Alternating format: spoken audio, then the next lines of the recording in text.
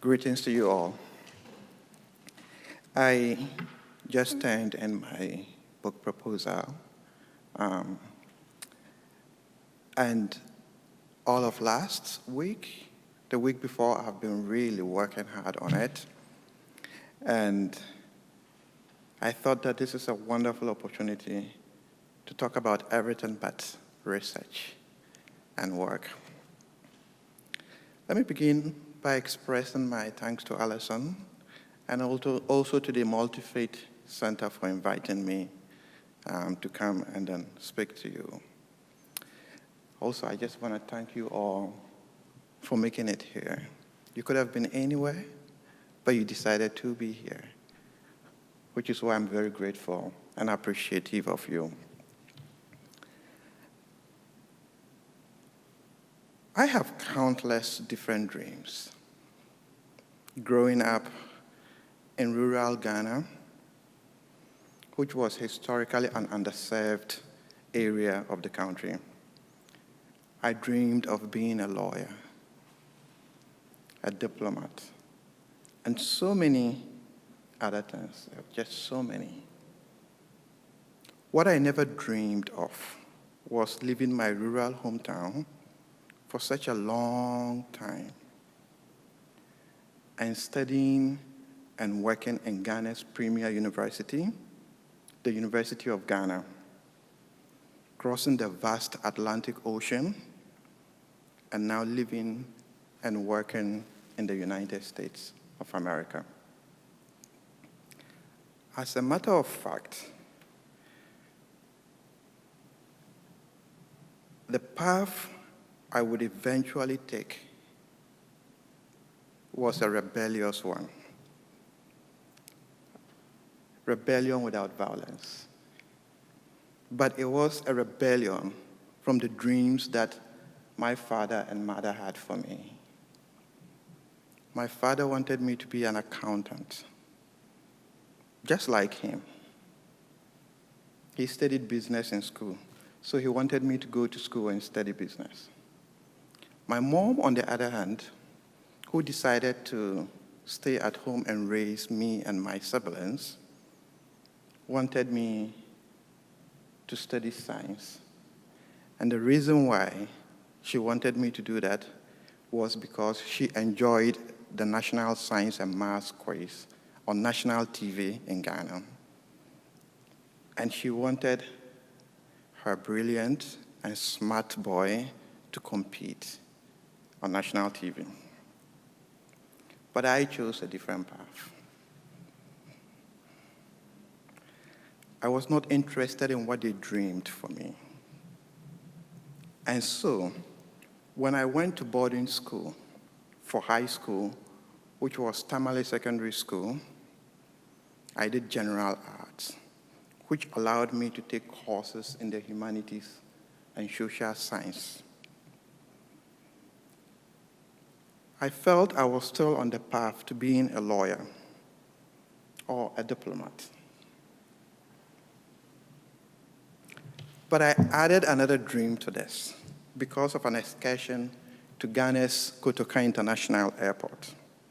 It was an eye-opening experience, being in the biggest city of the country, Accra. I thought how cool it would be to be an air traffic controller manager, because we went up the control tower, and the experience that we had there was amazing. And then I added that to the many dreams I dreamed. It was my understanding that I couldn't add a pilot to the dreams because I wasn't a science major.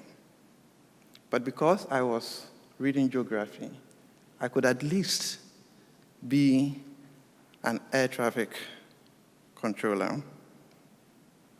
But later on, when I got admission to the University of Ghana, it became really clear to me that I could not become an air controller or an air control, I could not be in the air control tower, But I was still on track to being a lawyer or a diplomat.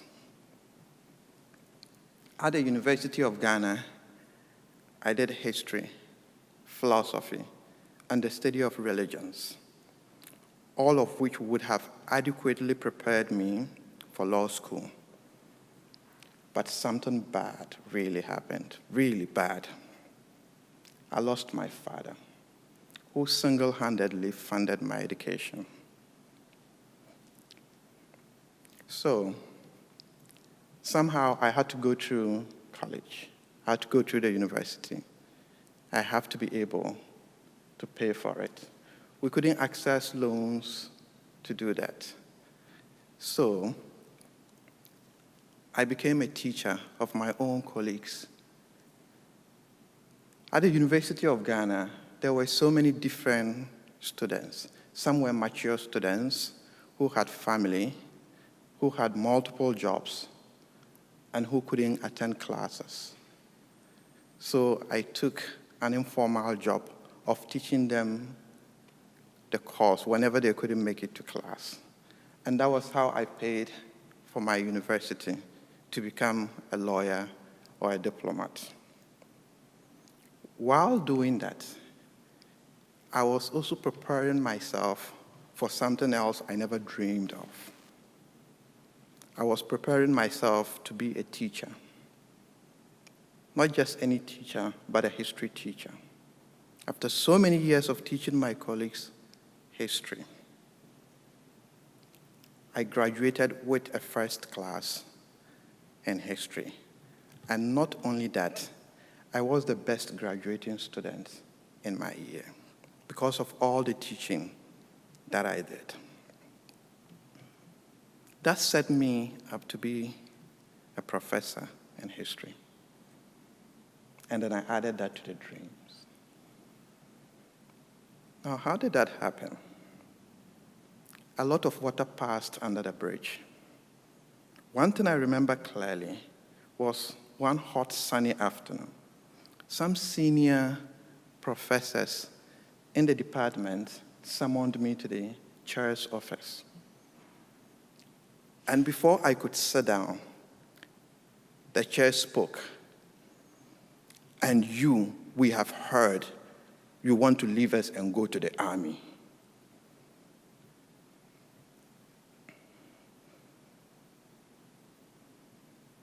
He continued, before I could even venture a word. We want you to get a Master of Philosophy and History and become a professor in the department. You are good and very good in history. Do not waste what you were born to do. It was intimidating, but then again, it was validating. To be noticed by people so influential, not only in the department and at the university, but people in the country who have been so influential in formulating laws. People I had heard about from afar. The chair himself held a PhD in history and was trained a lawyer. So he held two positions. He was a professor and he was practicing law. I immediately thought I could be like him. I could still get a PhD and still be able to pursue my dreams of becoming a lawyer.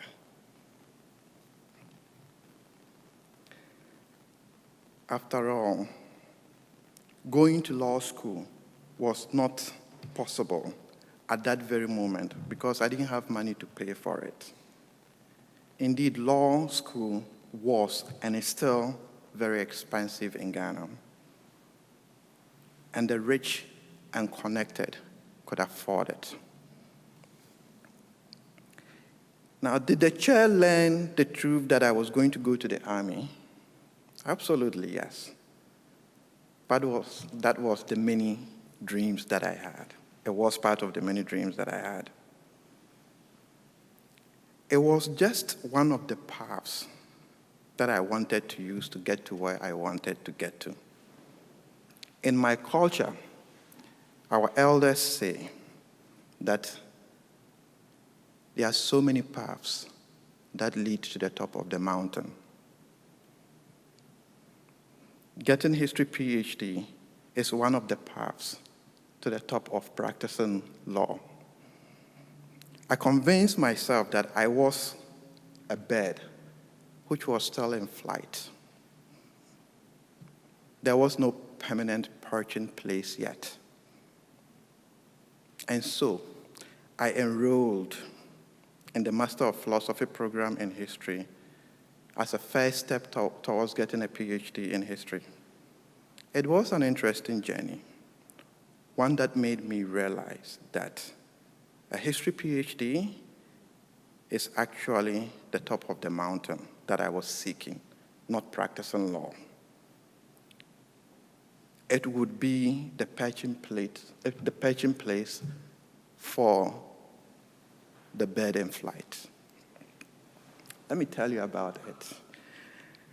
I served as a graduate assistant in grad school, which partly paid for my tuition and living expenses. Grad school was a serious place. It was intellectually very busy. Scholars from all over the world made brief stops when they were in Ghana doing research. I still remember scholars from the United States, from Britain, from Brazil, China, the Netherlands, India, and so on. They gave papers which made arguments. They substantiated the arguments with proof. Now that got me thinking. Lawyers too do that. Except that scholars do more than what lawyers do. They publish books and articles. They engage both visible and invisible audience. They teach, and so much more. The dream of having my research ideas circulating around the world in a way that I cannot physically do sounded really very cool. There is also the possibility of traveling widely, depending on how a scholar positions the work. That too appealed to me greatly. I love to travel. Not for traveling's sake, but because I appreciate difference. Humanity and the places that people inhabit are so different. And that is the beauty of humanity and places. I dreamed of experiencing it all. I became convinced that it was what I wanted all along. I was just too young and knew too little to place my finger on exactly what I was always dreaming of, what I really wanted. The saying that too many paths lead to the top of the mountain came home to roost for me and took on new meaning. In grad school at the University of Ghana, I dreamed of being a professor of history for all these reasons and more. Perhaps the bird in flight had seen a perching place. And so I pursued that place. I expanded my network in academia. I applied for PhD programs in Europe, in US, and in Canada. Here I am. I have realized that dream. I realized it at Washington University in St. Louis and here at Elon. Thank you.